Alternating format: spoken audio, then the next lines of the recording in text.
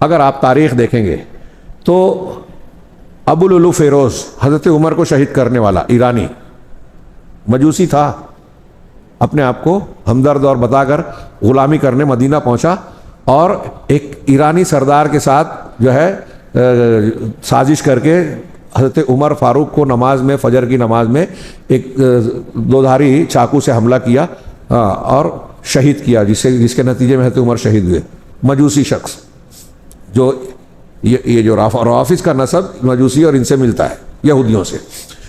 फिर हज़रत उस्मान को शहीद किसने किया? सबाई टोले ने। सबाई टोला एक तरफ खवारिज और दूसरी तरफ रवाफिज, उनके पैदा करने की बुनियाद है सबाई।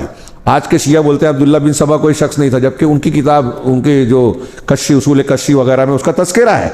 सबाई, सबइया एक फिरका है शियों में जो अब्दुल्ला बिन सबा की तरफ मंसूब है। ये यहूदी था, ये यहूदी था ना, इनका बाप यहूदी है, माँ जो है मजूसी है रवाफिज की। तो ये अब्दुल्ला बिन सबा यहूदी था, मुसलमानों में इसलिए आया कि इनके दरमियान इख्तिलाफ पैदा करे।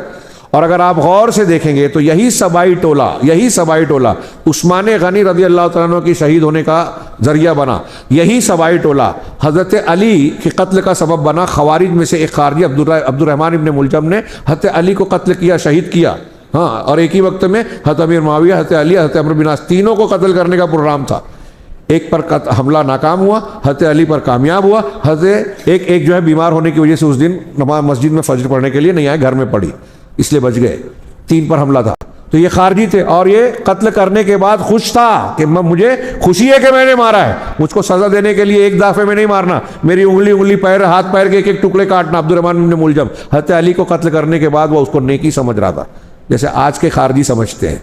हाँ, मुसलमानों को मार के खुश हो रहे हैं, मुसलमानों का नुकसान पहुंचा के खुश हो रहे हैं। सऊदी अरब, कुवैत, फला और फला में इनको ये भी एहसास नहीं है कि इसके नताइज कहाँ तक जाएंगे और गैर मुस्लिमों का इससे मकसद क्या है कि पूरी दुनिया में जो इस्लामी दावत काम चल रहा है, मस्जिदें बन रही हैं, मदारिस चल रहे हैं, दावत व तबलीग किया जा रहा है, ईसाई मुबल्लिगीन का रद्द किया जा रहा है अफ्रीकी ममालिक में, वो इन्हीं के ज़रिए से मदद पा रहे हैं। ये मदद रोक दी जाए, ये बहुत दिनों से कोशिश थी यहूद नसारा की, आज आपस की लड़ाई से ये लोग कर रहे हैं। खैर, तो मैं अर्ज़ कर रहा था कि हज़रत उस्मान, हज़रत उमर का बताया, हज़रत उस्मान की शहादत, फिर हज़रत अली की शहादत, हज़रत हुसैन हसन की, करबला का वाक़या, जमल की जंग, सिफ़ीन की जंग, इसके पीछे आपको सबाई टोला ही मिलेगा एकदम यकीनी तौर से।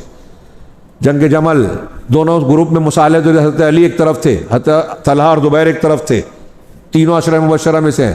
जब उधर से हज़रत आयशा भी आई थी, मुसालहत की बात हो चुकी, रातों रात सबाई टोले ने मीटिंग करके दोनों तरफ से हमला किया और दोनों तरफ आके बोला कि देखो उन्होंने हमला किया, इधर का उन्होंने हमला किया, और जंग शुरू हो गई।